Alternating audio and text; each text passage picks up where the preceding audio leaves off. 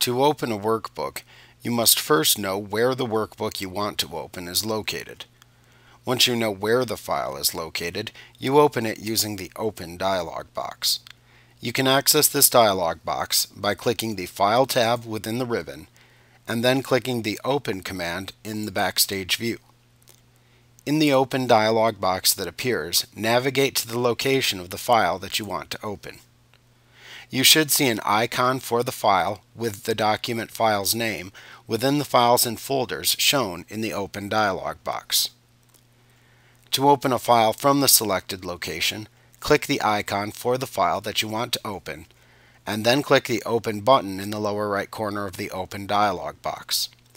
Alternately, you could also just double-click the icon of the file that's shown within the Open dialog box in order to open the file.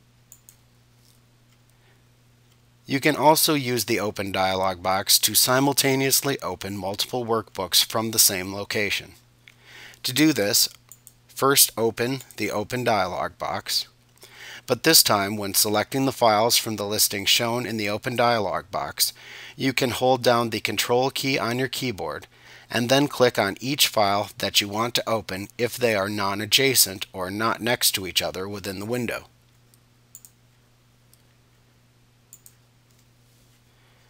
Now, if the files are adjacent or next to each other within this window, then you can click on the first file, hold down the Shift key on your keyboard instead of Control, and then click on the last file in the list.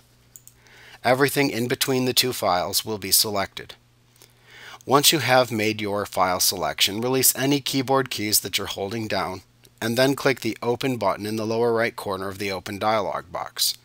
Doing this will open all of the highlighted or selected documents. Now also note, if you are simply trying to open a recently accessed workbook, then you may be able to simply click the File tab within the ribbon and then click the Recent command. You can then click on the name of the recently opened files that appears in the list to the right of the command panel to open them.